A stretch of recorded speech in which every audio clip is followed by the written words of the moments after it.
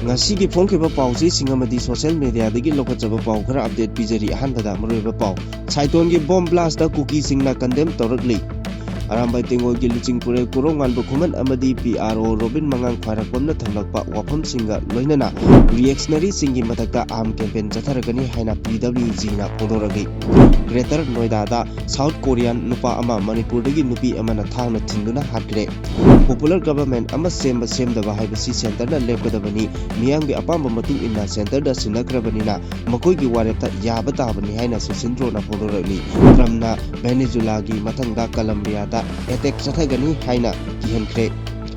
Cookie Militant Singer Center gi Lusingba Single Lotuna Duna Lamdam Asidagi Maitei Kunai Mutat Naba Honaraklaba Ra Singadaba Ngamde Haina Amarjina Pondokre Chorchanpur dagi explosive PG Nifu Yawa medium size gi rocket ani Fagatle Delhi Rayota Chenaba Umar Khalid Zarsil Imam Korna Bell Pikidre Awang Report State Singa Lasil Kahena Thagani Haina IMD na Pondorako report single Loinana Aroibada Editor Kalam ki Machang Weba Pau Ani Kaka Pujarali Hojik Pau Sing Amuk Sandona Pijari Arambai Tengol gi Luching Purel Korongan Bakumana Asumna update Tauri Security Force na Miyam Ngak Senbigani Haibagi Thajabasi Hanasu Mangkre Hojiksu Laitre Ngasi Amuk Saitonda Bomb Kaptarakle Misam Sopagi Pau Tare Haina Sumna update Pibugo Loinana Arambai Tengol gi PRO Robin Mangang Khwarakpamna Asumna Amuksu Hairi Saitonda Central Force Laina Cookie Minai Macha Singna Bomb Kapsilaktuna Maitegi Yum Thugaire Micham Sokhale Ngasidi Thabal Isai Lainadrabara Chatnaba Gari Laitrasu Ai Puthoke Songtharu Sidana Miyamnasu Adumangai MLA Fam Munariba Thika Munariba Mayam Sisu Adumangai Sangsar Amada Tauraga Adum Lairogo Masida Rajiniti Tauba ID Leader ni Miyamna Yaribani Kaina Khanjaba Mithibong Kharasu Lairibanido Kukiga Adum Pau Paunaba Santi Thamsi Haidana Khurumduna Ahingba Lebak Miyam Pumnamak Ngahaki Matek Ban Dharna Toklasi Atabi Ama Taurasi Sirasu Kaide Haina Asumna update Bigo Loinana Aroibada Piaro Robin Mangang na Hairi Yumda cinema kapa yagadra pikna isai toba yagadra langdabida chak chanaba yagadra haibagi call amadi message mayam asi kamai tobano maitei asi kaidore haibano laina sarakpada kok manungda thi mayam ama yomsillaga sarakpa mali ai authority kari amata nate lebak nungsijaba misak ama khaktani noina thokpa tawro noigi imung manungi mi Chirakpa matamda atopana isai tawrakpadasu saubiruranu PLA lebakse haina asumna phongdokli aroibada Arambai Tengol gi Manglemba Wahangbamna asumna amuk hairi aisu nangsu masu loina khangi aikoisi punsilabadi soidana mai pakani haibasi apunbagi pangal duna minai naithangum hingliba punsi marelsi mapu uhenba ngamgani mipung khudingmak loinamak khangi adubu luriba wafamdi aikoi khudingmak sibabu kanana pamdoino natrane nangsu aisu masu sibadi loina talli punsilasi hairasu aigi wakhalon sida chatkadawni aina hariba mongsi natrabadi yaroi nangna ngammi adumaina aisu ngamba minine nang kari oirige nangna Kari oidana nangi natung indoino magi matung inaraga kaidogdoino chaba thakpasu phangdabadubu magi matung oina inarase horen chatharadabani thaktheradabani asigumba mayam asina maitei aikoisi tapna asum khongul mutkhragadra haina Arambai Tengol gi asigumba tengol loisingna yamna nungaitana update sing piri Hojik social media singda ngayak leitana yawolup amagi machat nataba thabak thoram sing yawsinduna ngayak leitana ngangning bapangangda ngangduna lebak miyamgi makok ngawhanbagi thabak ama chatharakliba asi People's War Group Center ga karigumba hiram amataga mari leinade Karigumba Communist Based Organization ama oriba loop asigi oina print amasung electronic media natana atai atopa unofficial oiba media site singda thoklakpa hairakpasing amataga karigumba hiram amatada mari leinade haina loop asigi Central Media Coordinator gi Secretary Lenin Maiteina thadorokpa chirol amana hairi chirol asina makhata na hai Manaba Kunai Amagi Maru Hulamba Comrade Irabatki Liklam Induna Aikoigi Iramdam Asida Lising Chamapan Maripugi April Tara Marida Comrade Baji Y Ibohan Bina Lusingduna KCP Sapongduna Manaba Kunai Amasung Maning Tamba Lebak Amagidamak New Imperialistki Matakta Yahol Iho Sangsinduna Lakraba Matung Lising Chamapan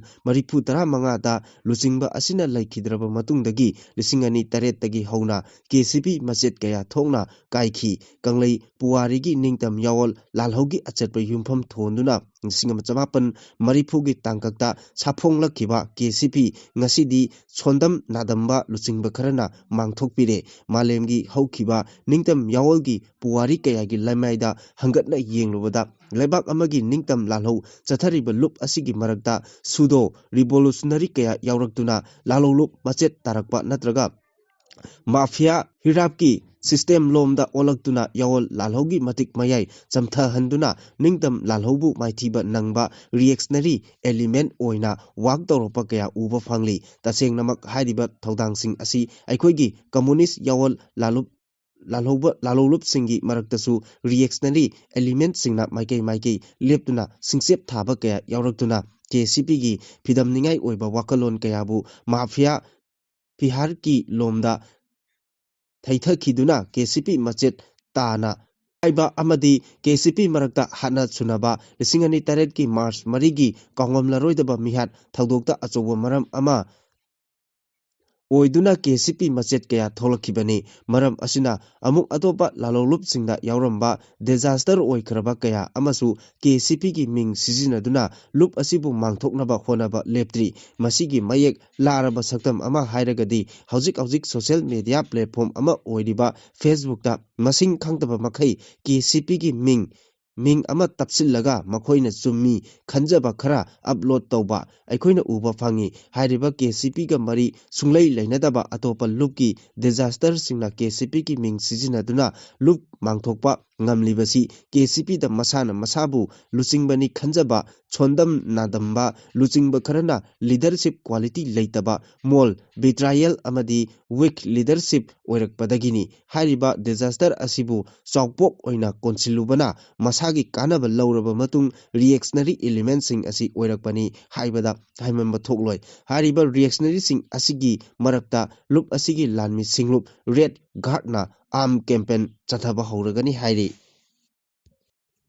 Ngarang numidang New Delhi gi Greater Noida da South Korea gi nupa ama Manipur gi nupi amana thangna thinduna hatkre thaudo aduda chenari ba nupi police na fagatkhre laikhidraba South Korean aduna mahaki aroiba mathong mangam gi damak maramdam da pukhina ba New Delhi da leiriba South Korean embassy da pau piduna kangankre hari laibak thiba thaudo aduda laikhidraba South Korean adugi mingna Dak Ziyu kawi maming leiraba mobile phone company amada branch manager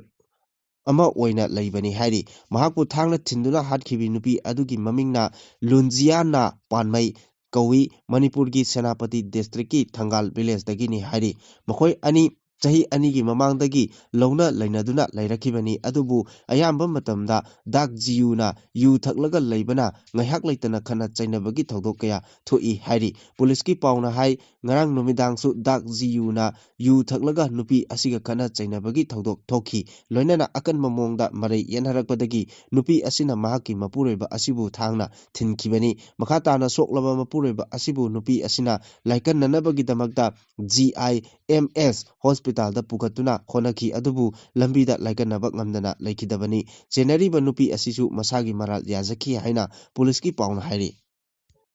State asida hojik leiriba PR lengak asi makha sangthaba natraga sangthadaba haibasi central government na lekodabani PR lengak makha tana sangthabagi phibamda leire haina media da phonariba sing asi kadai dagi source no haiba mahak khangde haina Khurai Kendra gi MLA CL Susindro na Patriotic Writers Forum Manipur gi secretary Rakesh Nauremna lucingba mioi kunithoi na saba team ama Andaman amasung Nicobar da athauba singi khongol liba khongsat ama Kangla dagi lamthabagi thauramga mari lenana ꯐꯣꯡꯗꯣꯛꯈ꯭ꯔꯦ MLA na makha tana haikibada mamangi matamda miyamna TV discussion amasung lambi sorokta PR thamba pami haina laukhiba kholaw kaya sing adugidi haujik ningba thungle state asida PR leire haujikna amuk congress na assembly suspended animation leiribasi dissolve tawgadabani haina kanna lauri kanagumba karigumba center na assembly dissolve tawragana congress ki ningba thungle haujikna praja kangbu amana amuk PR lengak pamde haina amuk lauri miyamna laukibasing adugi matung inna center na thabak tawba tabani sarkar pairibasingsu miyamgi kholawgi mayokta leiba yadabana center da loina sinna thokre haujik central government ki maikeidigi makha tana PR sangdokpa natraga assembly dissolve tawrakpa tarabasu aikhoi ki daita pumba makhoida sinna thokrabanina makhoina haibada aikhoina yaba tabani sarkar semnaba amuk pressure tawrabasu mafam kharada hekta nongmai kapsilakani masi aikoi swaigi mioi kharagi influence yawa mali haiki amaromda Andaman and Nicobar khongset aduga mari lainana MLA na haikibada aikoina aikoigi ireiba kidamak thona phana thawai thadokraba ipa ipu singi khongul liriba amasung ikai kumnabu utpa haibasi ngasigi amasung tungi mirolgi tangai phadraba tawpham thokpa thodang singni Patriotic Writers Forum Manipurna Andaman amasung Nicobar da lisingon chanipal merpudrama thoigi matam adugi British lengangna loi thakiba athoba singi khongul libagi khongchat ama chatlibasi afaba khongchat asigi damak mangna chauthukjaba phawi aikoina asumna khongul liriba asina atopa jati gi mioi singnasu aikoigi thongna pharaba ipa ipu sing adugi maramda khangbagi chang hengal lakadoribani haujiki mirol asina haukiba ipa ipu sing khak kauthoklaroi hairi khongchat aduga mari lainana Rakesh Nauremna haikibada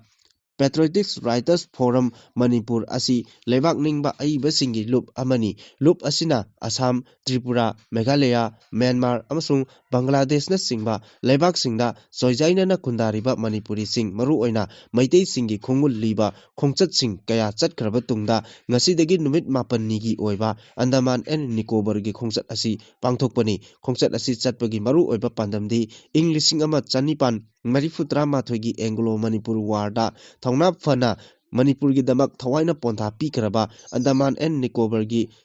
Kalapani da loi thakraba ningthau Kulachandra yauna athauba kulumdoi amadi aikoina masak maming khangja haudraba athauba sing adugi khongul libagi wakhallonda chatpani khongchat asigi manung channa athauba singi manungda haikat laikat tambaga loinana mafam adugi laisa su purakani kanagumba sagai cha sing amasung miyamna athauba sing adugi mitam sarakpa matamda aikoina purakadoriba laisa sing asi kudol tamduna mitam chaba matamda hapjingani haiki Venezuela attack chathaduna lebak adugi president Maduro phakraba matungda Colombia da su attack chathagani haina US ki president Donald Trump na phongdokre paumisingna unaba amada mahakna hai cocaine amasung mayai kaba drug sing maru phangna mangan bagi pandamda malemgi tongan ba drug puthokliba lebak singi mathakta US na khut thana ba sem saduna leire hojik Colombia da cocaine marang kaina puthokpaga loinana United States da yonsin bagi thong chathari basi khudakta lebana bagi thorang lokhalagani American Delta Process na Venezuela gi konung Caracas attack chathaduna President Nicolas Maduro amadi mahaki loinabi Celia Flores phakibagi tawdok thokpa laikhrabani Cookie Joe Council gi Information and Publicity na thadorapa cherol amada saiton amasung nganu kon gi jaga singda masak khangdaba singna chathakiba bomb attack adu akanwa mongda condemn tawbaga loinana sakhangdaba miyesing aduna asigumba thawong chathaduna buffer zone thugairaba matung tawrakiba attack adu communal harmony da chaungna singnabani hairakli maram asina kanagumba miyoi singna yariba makai security force na thamleba buffer zone asibu ikai khumnaduna kaihandana thamnaba amadi mafamsing asida communal harmony puraknaba honaminasi haina appeal tawrakli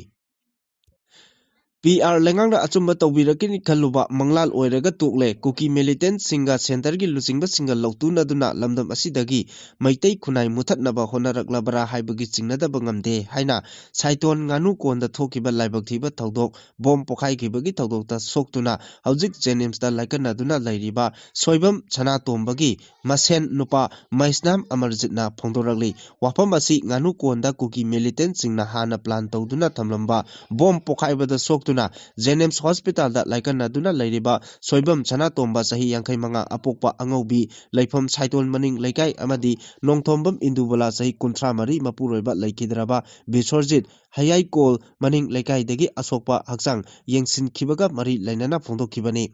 Heisnam ꯃꯩꯁꯅꯥꯝ ꯑꯃꯔꯖꯤꯠꯅ ꯃꯈꯥ ꯇꯥꯅ ꯍꯥꯏ ꯃꯅꯤꯄꯨꯔꯗ ꯍꯧꯈꯤꯕ ꯆꯍꯤ 2019ꯒꯤ ꯃꯦ 3 ꯍꯧꯗꯨꯅ ꯉꯁꯤ ꯐꯥꯎꯕ ꯀꯨꯀꯤ ꯃꯤꯂꯤꯇꯦꯟꯠꯁꯤꯡꯅ ꯆꯠꯊꯔꯛꯂꯤꯕ ꯂꯥꯟ ꯑꯁꯤꯅ ꯃꯔꯝ ꯑꯣꯏꯗꯨꯅ ꯂꯝꯗꯝ ꯑꯁꯤꯗ ꯄꯤ.ꯑꯥꯔ. ꯂꯩꯉꯥꯛ ꯂꯥꯛꯈ꯭ꯔꯕ ꯃꯇꯨꯡ ꯂꯝꯗꯝ ꯑꯁꯤꯒꯤ ꯃꯤꯌꯥꯝꯅ ꯄꯤ.ꯑꯥꯔ. ꯂꯩꯉꯥꯛ ꯂꯥꯛꯂꯕꯅꯤꯅ ꯑꯆꯨꯝꯕ ꯈꯔꯗꯤ ꯇꯧꯕꯤꯔꯛꯀꯅꯤ ꯈꯜꯂꯨꯕ ꯃꯪꯂꯥꯟ ꯑꯣꯏꯔꯒ ꯇꯣꯛꯂꯦ꯫ ꯀꯨꯀꯤ ꯃꯤꯂꯤꯇꯦꯟꯠꯁꯤꯡꯅ ꯆꯠꯊꯔꯛꯄ ꯊꯧꯁꯤꯜ ꯈꯨꯗꯤꯡꯃꯛ ꯄꯤ.ꯑꯥꯔ. ꯂꯩꯉꯥꯛꯅ ꯀꯔꯤꯁꯨ ꯑꯃꯠꯇ ꯇꯧꯕ ꯉꯝꯗ꯭ꯔꯦ꯫ ꯀꯨꯀꯤ ꯃꯤꯂꯤꯇꯦꯟꯠꯁꯤꯡꯅ ꯅꯣꯡꯃ ꯀꯥꯡꯗꯅ ꯂꯥꯟꯗꯥꯔꯛꯄꯗ ꯃꯤꯆꯝ ꯃꯤꯌꯥꯝ ꯀꯌꯥ ꯑꯁꯣꯛ ꯑꯄꯟ ꯃꯤꯁꯤ ꯃꯤꯅꯥ ꯅꯪꯂꯕ ꯐꯥꯎꯕꯗ ꯄꯤ.ꯑꯥꯔ. ꯂꯩꯉꯥꯛꯅ ꯀꯔꯤ ꯑꯃꯠꯇ ꯇꯧꯕ ꯉꯝꯗꯅ ꯌꯦꯡꯗꯨꯅ ꯂꯩꯔꯤ꯫ ꯂꯣꯏꯅꯅ ꯄꯤ.ꯑꯥꯔ. ꯂꯩꯉꯥꯛ ꯑꯃ ꯂꯩ ꯍꯥꯏꯕꯒꯤ ꯃꯍꯥꯎ ꯃꯤꯌꯥꯝꯗ ꯐꯪꯍꯜꯂꯨ꯫ ꯉꯁꯤ ꯕꯣꯝ ꯄꯣꯈꯥꯏꯍꯟꯗꯨꯅ ꯑꯁꯣꯛ ꯑꯄꯟ ꯅꯪꯍꯜꯂꯤꯕ ꯊꯧꯗꯣꯛ ꯑꯁꯤꯗ ꯆꯦꯟꯅꯔꯤꯕ ꯃꯤꯑꯣꯏ ꯈꯨꯗꯤꯡꯃꯛ ꯑꯊꯨꯕ ꯃꯇꯝꯗ ꯐꯥꯒꯠꯇꯨꯅ ꯐꯪꯐꯝ ꯊꯣꯛꯄ ꯑꯥꯏꯟꯒꯤ ꯆꯩꯔꯥꯛ ꯃꯔꯤ ꯂꯩꯅꯕꯁꯤꯡꯅ ꯄꯤꯒꯗꯕꯅꯤ ꯍꯥꯏꯅꯁꯨ ꯐꯣꯡꯗꯣꯛꯈꯤ꯫ ꯆꯨꯔꯆꯥꯟꯄꯨꯔ ꯗꯤꯁꯇ꯭ꯔꯤꯛ ꯑꯁꯤ ꯑꯔꯥꯟꯕ ꯇꯧꯕꯁꯤꯡꯒꯤ ꯁꯔꯒꯒ ꯃꯥꯟꯅꯔꯦ꯫ ꯁꯦꯀ꯭ꯌꯨꯔꯤꯇꯤ ꯐꯣꯔꯁꯅ ꯄꯣꯈꯥꯏꯕ ꯌꯥꯕ ꯃꯆꯥꯛ ꯀꯤꯂꯣꯒ꯭ꯔꯥꯝ 190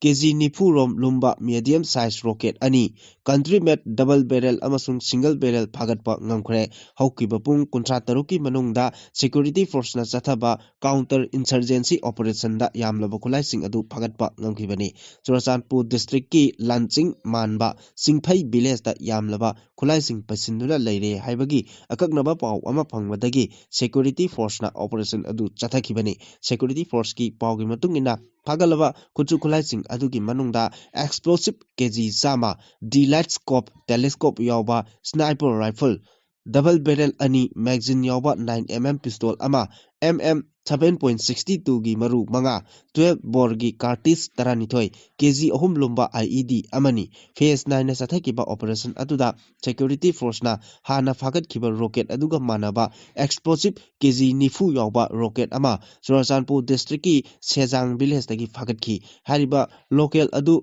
ꯔꯣꯀꯦꯠ ꯑꯗꯨ ꯀꯥꯞꯄꯗ ꯁꯤꯖꯤꯟꯅꯒꯗꯕ ꯕꯦꯇꯔꯤ ꯑꯃꯗꯤ ꯂꯣꯟꯆꯤꯡ ꯁ꯭ꯇꯦꯟꯗꯁꯨ ꯐꯥꯒꯠꯈꯤ ꯍꯥꯏꯔꯤ꯫ ꯁꯦꯀ꯭ꯌꯨꯔꯤꯇꯤ ꯐꯣꯔꯁꯅ ꯐꯥꯒꯠꯂꯕ ꯑꯄꯨꯟꯕ ꯈꯨꯠꯂꯥꯏꯁꯤꯡ ꯑꯗꯨꯒꯤ ꯃꯅꯨꯡꯗ ꯈ꯭ꯋꯥꯏꯗꯒꯤ ꯃꯔꯨꯑꯣꯏꯕ ꯑꯃꯗꯤ ꯀꯤꯅꯤꯡꯉꯥꯏ ꯑꯣꯏꯔꯤꯕꯗꯤ ꯃꯤꯗꯤꯌꯝ ꯁꯥꯏꯖ ꯔꯣꯀꯦꯠ ꯑꯅꯤ ꯑꯗꯨꯅꯤ꯫ ꯑꯣꯄꯔꯦꯁꯟ ꯆꯠꯊꯕ ꯑꯗꯨꯗ ꯃꯤꯑꯣꯏ ꯑꯃꯠꯇ ꯐꯥꯒꯠꯄ ꯂꯩꯈꯤꯗꯦ꯫ ꯐꯥꯒꯠꯂꯕ ꯈꯨꯠꯂꯥꯏꯁꯤꯡ ꯑꯗꯨ ꯂꯣꯒꯤ ꯑꯣꯏꯕ ꯃꯈꯥ ꯇꯥꯕ ꯊꯕꯛ ꯂꯧꯈꯠꯅꯕꯒꯤꯗꯃꯛꯇ ꯃꯔꯤ ꯂꯩꯅꯕ police ꯁ꯭ꯇꯦꯁꯟꯁꯤꯡꯗ ꯁꯤꯟꯅꯈ꯭ꯔꯦ꯫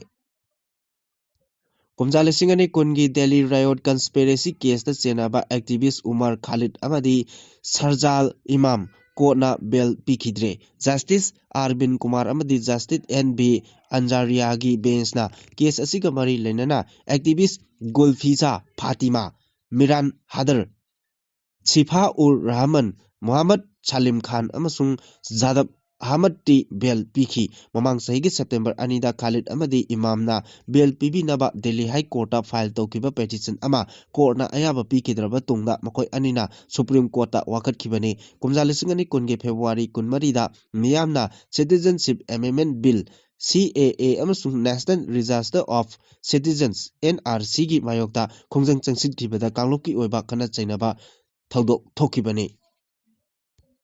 Indian meteorological department (IMD)ꯒꯤ report ꯃꯇꯨꯡ ꯏꯟꯅ ꯑꯋꯥꯡ ꯅꯣꯡꯄꯣꯛꯀꯤ ꯁ꯭ꯇꯦꯠꯁꯤꯡ ꯌꯥꯎꯅ ꯂꯩꯕꯥꯛ ꯑꯁꯤꯒꯤ ꯇꯣꯉꯥꯟ ꯇꯣꯉꯥꯟꯕ ꯃꯐꯝꯁꯤꯡꯗ ꯎꯟ ꯀꯥ ꯍꯦꯟꯅ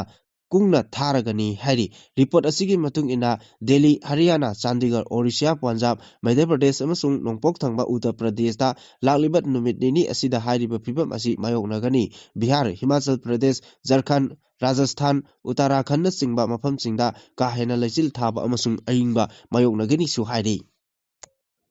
ꯃꯈꯥ ꯇꯥꯔꯛꯄꯗ ꯏꯗꯤꯇꯔ ꯀꯂꯝꯒꯤ ꯃꯆꯪ ꯑꯣꯏꯕ ꯄꯥꯎꯁꯤꯡ ꯑꯃꯨꯛ ꯂꯧꯈꯠꯆꯔꯤ꯫ ꯑꯍꯥꯟꯕꯗ ꯀꯨꯀꯤ ꯅꯥꯔꯀꯣ ꯇꯦꯔꯣꯔꯤꯁꯠꯁꯤꯡꯒꯤ ꯂꯥꯟ ꯂꯩꯕꯥꯛ ꯊꯨꯒꯥꯏꯒꯦ ꯍꯥꯏꯕꯅꯤ, ꯐꯝ ꯃꯤꯍꯧꯕꯒꯤ ꯅꯠꯇꯦ꯫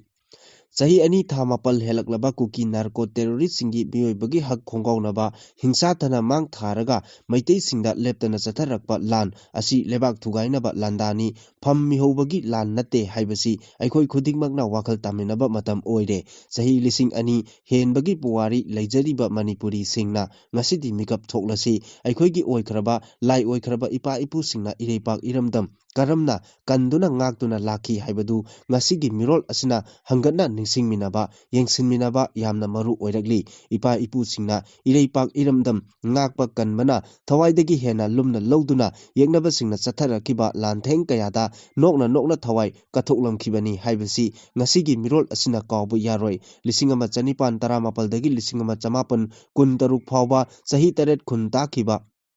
Manipur gi ningthau singi mathakta chatharakiba lan aduda misi mina awa ana kaya nangkhrabasu thauna pharaba ipa ipu sing aduna matam adugi awaba sing adubu maithiba piduna aikhoigi ngasigi iramdam asi kanduna lakibani English ama chanipan mariputra ma thoida thokhiba Anglo Manipur War British singi lengak sasan adugi mayokta aikhoigi thauna pharaba ipa ipu singna thengnaduna lakibani loina na ing kumjal sing amaga chamapan sumna marida British colonial rule gi mayokta haukiba ahanba nopilal adu matam adugi thauna pharaba aikhoigi imasing amadi ing kumjal sing chamapan kunthra mapalda thokiba anisubu nupilal adusu thauna pharabi imasingna matam aduda thokiba khutsemgi chak tangbagi thawdok adugi mayokta akanba lantheng chathaduna thawai phawbo thadokduna maithiba pikhibani loinana ngasi phawba Manipuri singna state ki thakta ningsing thoram pangthoktuna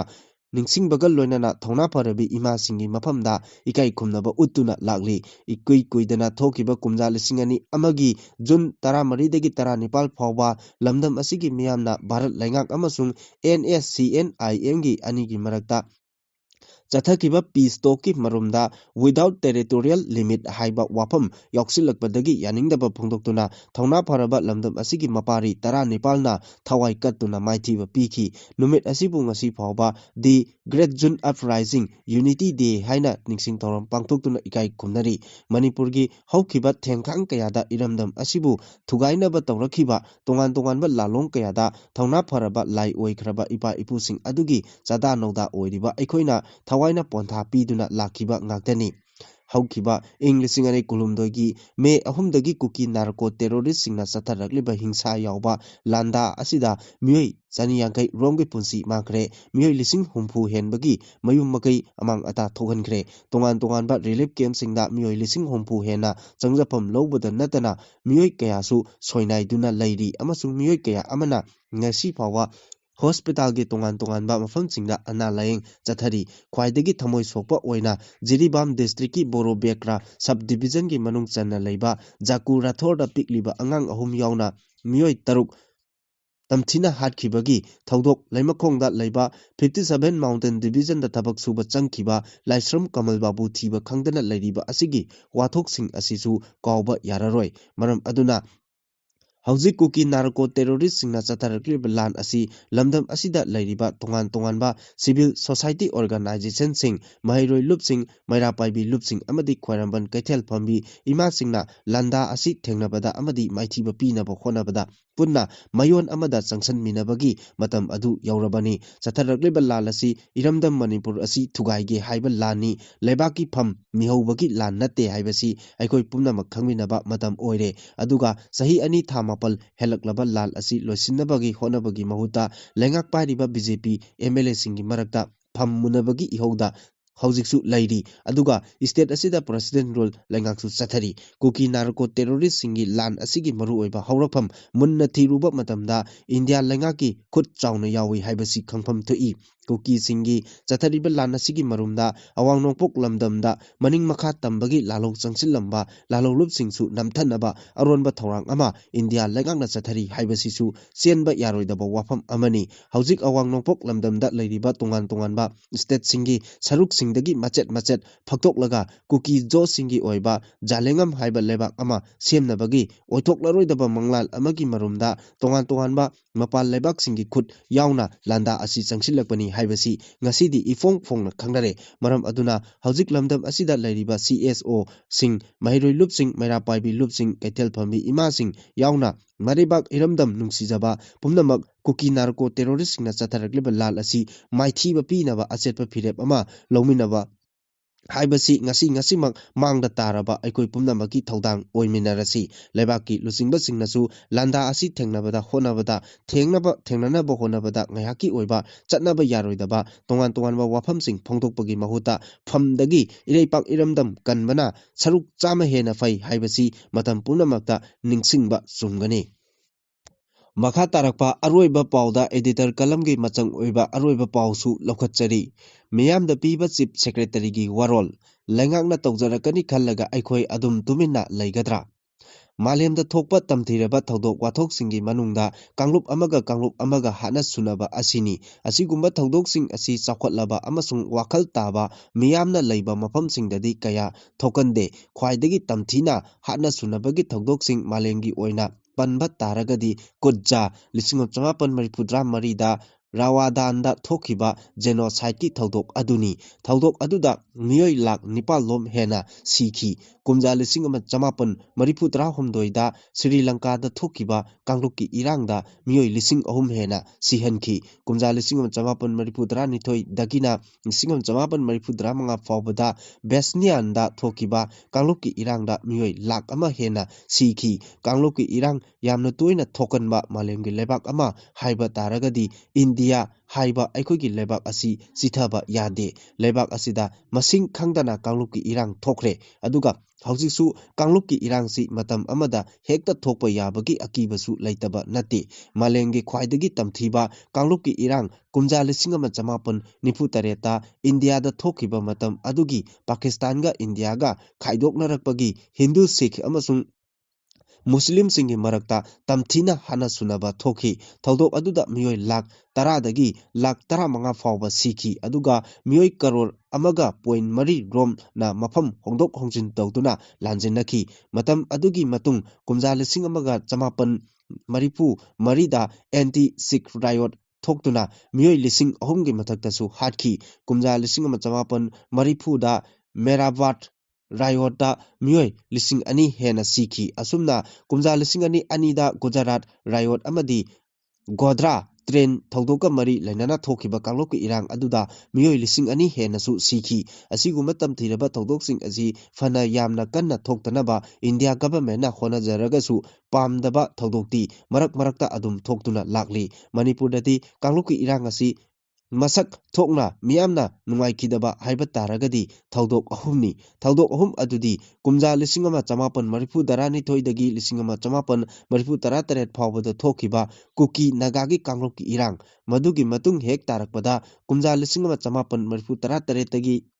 1999ꯗ ꯃꯩꯇꯩꯒ ꯄꯥꯡꯒꯜꯒ ꯃꯔꯛꯇ ꯊꯣꯛꯈꯤꯕ ꯀꯥꯡꯂꯨꯞꯀꯤ ꯏꯔꯥꯡ ꯑꯗꯨꯅꯤ ꯀꯨꯀꯤꯒ ꯅꯥꯒꯥꯒ ꯍꯥꯠꯅꯈꯤꯕꯗꯨꯗ ꯃꯤꯑꯣꯏ 1,000 ꯔꯣꯝ ꯁꯤꯈꯤ ꯍꯥꯏꯅ ꯄꯥꯅꯔꯤ ꯀꯨꯀꯤꯒ ꯄꯥꯏꯇꯦꯒ ꯍꯥꯠꯅꯕꯅ ꯃꯤꯑꯣꯏ 100 ꯑꯃꯁꯨꯡ ꯃꯩꯇꯩꯒ ꯄꯥꯡꯒꯜꯒ ꯍꯥꯠꯅꯕꯗꯅ ꯃꯤꯑꯣꯏ 100 ꯔꯣꯝꯁꯨ ꯁꯤꯈꯤ ꯀꯃꯟ ꯀ꯭ꯂꯥꯁ ꯍꯥꯏꯕꯗꯤ ꯃꯇꯝ ꯈꯔ ꯊꯣꯛꯈꯤꯕꯅꯤ ꯏꯟꯗꯤꯌꯥꯗ ꯀꯥꯡꯂꯨꯞꯀꯤ ꯏꯔꯥꯡ ꯊꯣꯛꯈꯤꯕ ꯃꯐꯝꯁꯤꯡ ꯑꯃꯁꯨꯡ ꯃꯅꯤꯄꯨꯔꯗ ꯊꯣꯛꯈꯤꯕ ꯀꯥꯡꯂꯨꯞꯀꯤ ꯏꯔꯥꯡꯁꯤꯡꯁꯤ ꯑꯗꯨꯗ ꯆꯠꯊꯣꯛ ꯆꯠꯁꯤꯟ ꯇꯧꯕ ꯌꯥꯅꯔꯝꯗꯕꯁꯤꯡ ꯂꯣꯏꯅꯃꯛ ꯌꯥꯅꯈꯤ ꯍꯥꯟꯅ ꯁꯨꯅꯔꯝꯕ ꯃꯌꯥꯝ ꯑꯗꯨꯁꯨ ꯍꯧꯖꯤꯛꯇꯤ ꯂꯣꯏꯅꯃꯛ ꯀꯥꯎꯅꯒꯨꯝ ꯉꯥꯡꯅꯔꯦ ꯅꯨꯡꯁꯤ ꯆꯥꯟꯅꯅ ꯂꯩꯃꯤꯟꯅꯔꯦ ꯃꯤꯌꯥꯝ ꯄꯨꯝꯅꯃꯛ ꯅꯨꯡꯁꯤꯅꯅ ꯆꯥꯟꯅꯅ ꯂꯩꯃꯤꯟꯅꯔꯕ ꯃꯇꯨꯡ ꯀꯨꯝꯖꯥ 2019ꯒꯤ ꯃꯦ 3ꯗꯒꯤ ꯃꯅꯤꯄꯨꯔꯗ ꯀꯨꯀꯤꯒ ꯃꯩꯇꯩꯒꯒꯤ ꯃꯔꯛꯇ ꯌꯥꯝꯅ ꯆꯥꯎꯅ ꯀꯥꯡꯂꯨꯞꯀꯤ ꯏꯔꯥꯡ ꯑꯃꯨꯛ ꯊꯣꯛꯂꯛꯈꯤ ꯏꯔꯥꯡ ꯑꯁꯤꯒꯤ ꯃꯣꯃꯦꯟꯇꯝ ꯍꯟꯊꯈ꯭ꯔꯦ ꯍꯧꯖꯤꯛꯇꯤ ꯈꯨꯟꯗꯥ ꯂꯩꯇꯥꯍꯟꯅꯕꯒꯤ ꯊꯧꯔꯥꯡꯂꯣꯝꯗ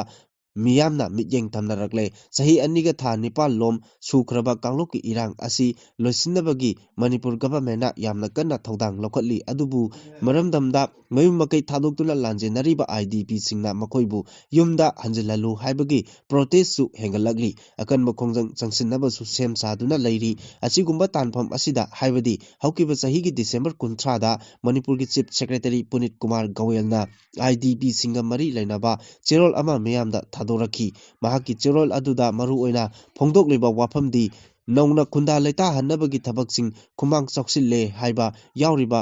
ꯃꯅꯤꯄꯨꯔ ꯀꯥꯡꯂꯨꯞꯀꯤ ꯏꯔꯥꯡ ꯊꯣꯛꯈ꯭ꯔꯕ ꯃꯇꯨꯡꯗ ꯂꯩꯉꯥꯛꯅ ꯇꯥꯡꯀꯛ ꯅꯥꯏꯅ ꯄꯥꯏꯈꯠꯂꯛꯄ ꯊꯧꯔꯥꯡꯒꯤ ꯃꯅꯨꯡ ꯆꯟꯅ IDPꯁꯤꯡꯒꯤ 10 ꯈꯨꯟꯗ ꯂꯩꯇꯥꯍꯟꯈ꯭ꯔꯦ ꯃꯈꯣꯏ ꯑꯁꯤ ꯃꯀꯣꯛ ꯌꯨꯝꯀꯣꯛ 2,200 ꯂꯩꯕꯅꯤ꯫ ꯃꯁꯤꯒꯤꯁꯨ ꯃꯊꯛꯇ ꯍꯧꯖꯤꯛ IDPꯁꯤꯡꯒꯤ ꯂꯩꯅꯕ ꯌꯨꯝ 3,000 ꯁꯥꯒꯠꯄꯒꯤ ꯊꯕꯛ ꯀꯟꯅ ꯆꯠꯊꯔꯤ꯫ ꯁꯦꯟꯇ꯭ꯔꯦꯜ ꯒꯚꯔꯟꯃꯦꯟꯠꯅ ꯑꯅꯧꯕ ꯌꯨꯝ ꯁꯥꯅꯅꯕ ꯄꯤꯔꯛꯄ ꯁꯦꯟꯐꯝꯁꯤꯡꯒꯤ ꯃꯅꯨꯡꯗ ꯂꯨꯄꯥ ꯀꯔꯣꯔ 35.93 ꯌꯥꯎꯔꯤ, ꯑꯗꯨꯒ ꯑꯇꯣꯞꯄ ꯂꯨꯄꯥ ꯀꯔꯣꯔ 7.13ꯀꯤ ꯇꯦꯛ ꯀꯥꯏꯈ꯭ꯔꯕ ꯌꯨꯝꯁꯤꯡ ꯁꯦꯝꯖꯤꯟ ꯁꯥꯖꯤꯟꯅꯕ ꯊꯥꯗꯣꯔꯛꯈ꯭ꯔꯦ꯫ ꯀꯨꯝꯖꯥ 2023ꯒꯤ ꯑꯊꯦꯡꯕ ꯁꯔꯨꯛꯇꯒꯤ ꯍꯥꯟꯅ ꯁꯨꯅꯕꯒꯤ ꯊꯧꯗꯣꯛ ꯊꯣꯛꯄꯒꯤ ꯆꯥꯡ ꯍꯟꯊꯔꯛꯄꯅ IDPꯁꯤꯡ ꯑꯁꯣꯏ ꯑꯉꯥꯝ ꯌꯥꯎꯗꯅꯕ ꯌꯨꯝꯗ